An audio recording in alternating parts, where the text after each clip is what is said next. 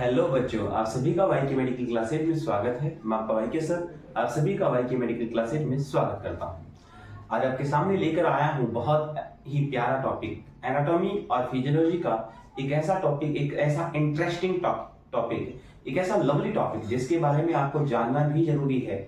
आपको ही नहीं, प्रत्येक मनुष्य को, प्रत्येक ह्यूमन को इसके बारे में जानना जरूरी है। तो आइए स्टार्ट करते हैं, देरी ना करते हुए आपका रिप्रोडक्शन सिस्टम। देखिए, अगर टेस्टिस की मैं बात कर रहा था, टेस्टिस को हम बोलते हैं अपन वृषण। वृषण, अगर मैं वृषण की बात करता हूं, मतलब टेस्टिस की बात करता हूं, मैंने क्या बताया, आपकी ह्यूमन बॉडी के अंदर मेल रिप्रोडक्टिव सिस्टम में आपको जो टेस्टिस होता है वो क्या होता है, एक प्रकार का प्राइमरी सेक्स ऑर्गन होता था। और अगर मैं टेस्टिस की बात करता था, अगर मैं टेस्टिस की बात करता हूं तो याद ध्यान रखना, द टेस्टिस आर सिचुएटेड, मतलब टेस्टिस पाया जाता है outside the abdominal cavity. Testis कहां होता है आपका, एब्डोमिनल केविटी के बाहर, with in A pouch like structure. ये किसमें होता है, कि पाउच लाइक स्ट्रक्चर के अंदर होता है। फॉर एग्जांपल मान के चलना, मैं किसी भी आपके टेस्टिस की बात करता हूं, इस टेस्टिस की बात करता हूं, किसी टेस्टिस की बात करता हूं, तो टेस्टिस कहां होता है आपका, टेस्टिस एक पाउच लाइक स्ट्रक्चर में प्रेजेंट होता है। और इस पाउच लाइक स्ट्रक्चर को क्या नाम दिया अपन ने, इस पाउच लाइक स्ट्रक्चर को नाम दिया अपन ने स्क्रोटम। ध्यान से देखना, यहाँ पर डायग्राम है पूरा टेस्टिस का। इस टेस्टिस को जो कवर करने का काम करता है, मतलब उसे नाम दिया अपन ने स्क्रोटम। ध्यान से देखना, it is the primary sex organ. अब देखो, पहली बात ये थी कि एब्डोमिनल पार्ट होता है, एब्डोमिनल केविटी के बाहर पाया जाता है, और उसके अलावा मैंने बताया कि पाउच लाइक स्ट्रक्चर के अंदर प्रेजेंट होता है।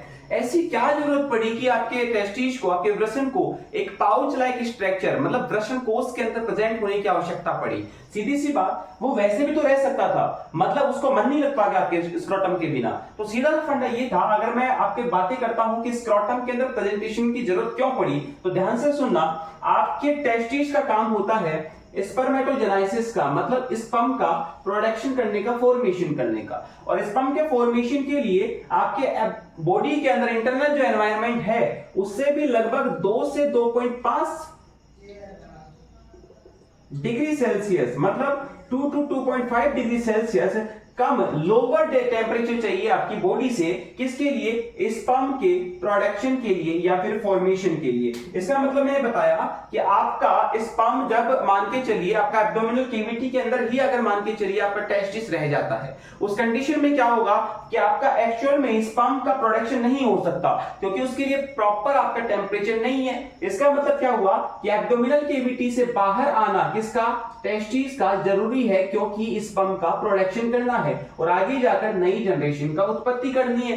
और फॉर एग्जांपल देखना, अगर मैं बात करता हूं आपके इस टेस्टिस की, आपका जो टेस्टिस होता है वो प्राइमरी अगर कंडीशंस की बात करता हूं, तो मतलब वो आपके इंट्रा एब्डोमेन कैविटी के अंदर ही प्रेजेंट होता है। बेटा याद रखना, इंट्रा एब्डोमिनल केविटी के अंदर ही क्या होता है, आपका टेस्टिस प्रेजेंट होता है। लेकिन जब 7th मंथ हो जाती है प्रेगनेंसी की, मतलब 7वीं मंथ हो जाती है प्रेगनेंसी की, उस टाइम पे क्या होता है, आपका इंट्रा एब्डोमिनल से आपका एक्स्ट्रा एब्डोमिनल के अंदर आ जाता है क्या, आपका टेस्टिस, क्योंकि आगे जाकर इनको क्या करना है, आपके स्पर्म का प्रोडक्शन करना है। लेकिन मान के चलिए आपके एब्डोमिनल केविटी से आपका टेस्टिस बाहर नहीं आता, स्क्रोटम के अंदर नहीं आता, तो उस कंडीशन के अंदर आपके स्पर्म का प्रोडक्शन, फॉर्मेशन, मतलब आपके शुक्राणुओं का जन्म नहीं हो पाता बेटा, और इसका मतलब नई संतति की उत्पत्ति नहीं हो सकती। इसको देखते हुए क्या हुआ कि आपका एब्डोमिनल केविटी से इसको बाहर लाना, मतलब नेचुरल तरीके से या फिर आर्टिफिशियल तरीके से, मतलब किसी भी तरीके से जरूरी है। इसलिए अगर मान के चलिए किसी कंडीशन में, किसी पैथोजेंस की कंडीशन, किसी पैथोलॉजी की कंडीशन के अंदर आपका टेस्टिस एब्डोमिनल केविटी से बाहर नहीं आता है after the 7th month of pregnancy, तो उस कंडीशन के क्या होता है, उस कंडीशन में सर्जरी की जाती है, और सर्जरी के द्वारा आपके टेस्टिस को बाहर लाया जाता है। और इस प्रोसेस को मैंने नाम दिया क्रिप्टोर्किडिज्म। याद रखना,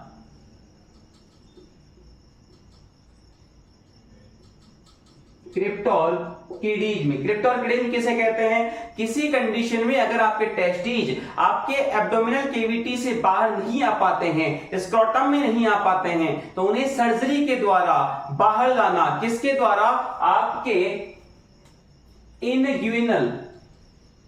इनग्यूइनल कैनाल के द्वारा। याद रखना, आपके टेस्टिज आपके एब्डोमिनल कैविटी से बाहर आते हैं कैनाल के द्वारा, उसे नाम दिया इनग्यूइनल कैनाल। तो इनग्यूइनल कैनाल के द्वारा बाहर लाना ही क्या कहलाता है? आपका क्रिप्टोरकिडीज में कहलाता है। और ये प्रोसेस नेचुरल तरीके से हो जाए तो बहुत अच्छी बात है, नहीं तो आर्टिफिशियल मतलब सर्जरी के द्वारा लाना भी इसको संभव है और जरूरी भी है, क्योंकि टेस्टिज का फॉर्मेशन और प्रोडक्शन करना है। तो आगे मैं बात कर रहा था कि टेस्टिस क्या होते हैं? आपके प्राइमरी सेक्स ऑर्गन होते हैं।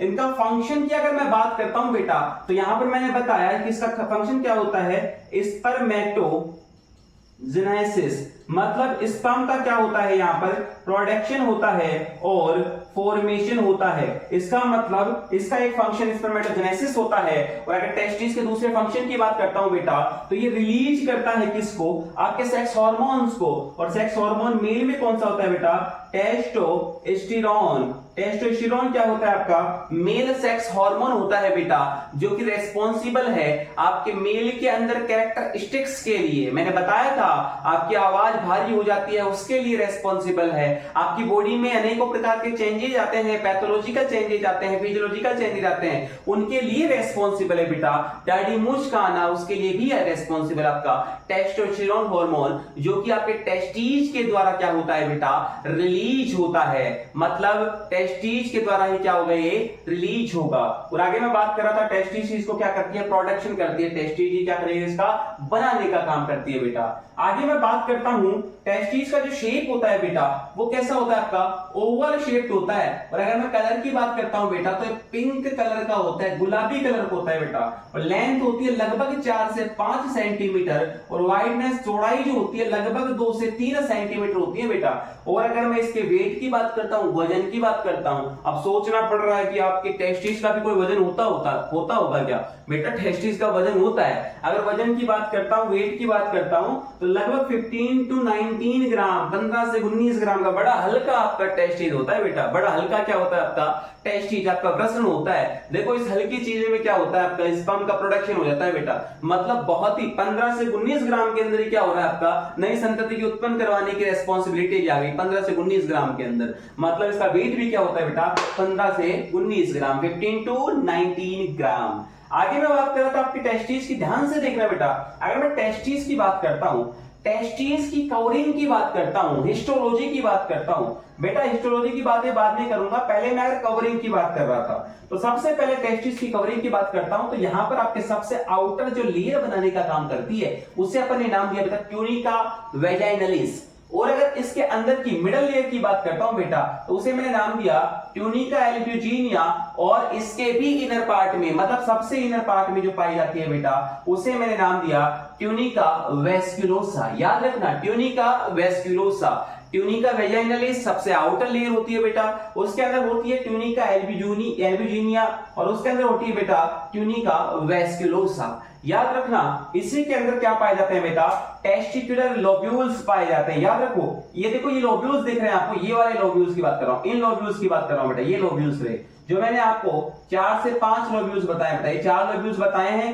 मतलब ये लोब्यूल्स क्या होते हैं? आपके टेस्टिकुलर लोब्यूल्स होते हैं बेटा। और इनके संख्याओं की बात करता हूं, तो आपके टेस्टिज के अंदर, प्रत्येक टेस्टिज के अंदर आपके 250 टेस्टिकुलर लोब्यूल्स प्रेजेंट होते हैं बेटा। मैं आप 250 लोब्यूल्स तो कहां बनाऊंगा बेटा? छोटी भी जगह है ना। इसका मतलब आप इमेजिन करना कि आपके टेस्टिस के अंदर 250 टेस्टिकुलर लोब्यूल्स होते हैं बेटा, और 250 टेस्टिकुलर लोब्यूल्स होते हैं। और आपके प्रत्येक टेस्टिकुलर लोब्यूल्स के अंदर बेटा याद रखना, आपके 1 से 3 1 to 3 सेमिनिफेरस ट्यूब्यूल्स होते हैं बेटा। क्या होते हैं? सेमिनिफेरस ट्यूब्यूल्स होते हैं। याद रखना, यही सेमिनिफेरस ट्यूब्यूल्स है बेटा जो क्या करता है, स्पर्म का प्रोडक्शन करता है बेटा। मतलब सबसे इंपॉर्टेंट काम टेस्टिस के अंदर किसका हुआ बेटा, आपके सेमिनिफेरस ट्यूब्यूल्स का। मैंने बताया था कि जो इसको रिलीज करता है, जो इसका प्रोडक्शन करता है, वो सबसे इंपॉर्टेंट पार्ट हुआ बेटा। इसीलिए मैं सेमिनिफेरस ट्यूब्यूल्स को क्या नाम दूंगा बेटा, यूनिट ऑफ द टेस्टिस का नाम दूंगा। मतलब मैं नाम दे सकता हूं बेटा टेस्टिस का यूनिट, मतलब यूनिट ऑफ द टेस्टिस किसे कहते हैं बेटा, यूनिट ऑफ द टेस्टिस कहते हैं आपके सेमिनिफेरस ट्यूब्यूल्स को। तो याद रखना लाइफ टाइम तक कि सेमिनिफेरस ट्यूब्यूल्स स्पर्म का प्रोडक्शन करती है बेटा, फॉर्मेशन करती है बेटा, और आपके सेमिनिफेरस ट्यूब्यूल्स को ही इस काम के जिम्मेदारी निभाने के पर्पस से आपके टेस्टिस की यूनिट कहा जाती है, मतलब इकाई कही जाती है आपके टेस्टिस के लिए। वृषण की इकाई किसे कहते हैं बेटा, याद रखना वृषण की इकाई यूनिट ऑफ द टेस्टिस आपके सेमिनिफेरस ट्यूब्यूल्स को कहा जाता है बेटा। अब आगे जाकर सेमिनिफेरस ट्यूब्यूल्स में ही क्या बन रहे हैं बेटा, आपके स्पर्म का प्रोडक्शन हो रहा है। ध्यान से देखना बेटा, ये क्या हो गया, आपका स्पर्म का प्रोडक्शन हो गया बेटा।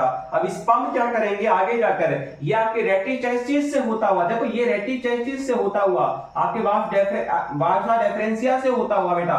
देखो मैंने क्या बोला, ये रही वासा एफरेंसिया से होता हुआ, आपकी रेटिटेस्टिस से होता हुआ आपके जाएगा आगे की तरफ, कहां पर, आपके एपिडिडाइमिस के अंदर। मैंने बताया बेटा एपिडिडाइमिस का सबसे प्राइमरी मतलब जो हेड बनाने का काम करता है, हेड को तो क्या नाम दूंगा बेटा, याद रखना हेड को नाम दूंगा कैप्यूट। और अगर मैं बात करता हूं इसकी जो बॉडी बनाने का काम करता है, बॉडी बनाने का जो काम करता है बेटा, उसे नाम दूंगा मैं कॉर्पस।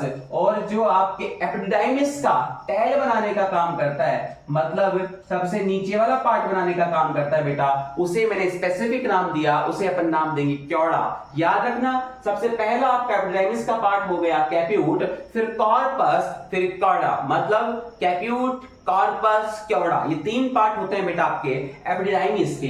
और यही एपिडिडाइमिस आगे जाकर क्या करेगा बेटा, वो आप डेफरेंस से होता हुआ आपके आगे लेकर जाएगा किसको, आपके स्पर्म को, और आगे लेकर जाएगा कहां पर, आपके आगे लेकर जाएगा ग्लैंड्स के पास में बेटा।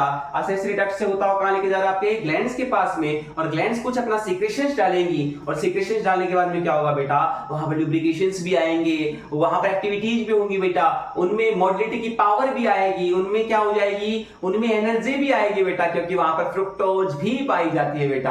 और आपके काउपर्स ग्लैंड का काम क्या होता था, यहां पर लुब्रिकेटिंग फ्लूइड प्रोवाइड करवाने का काम करता था।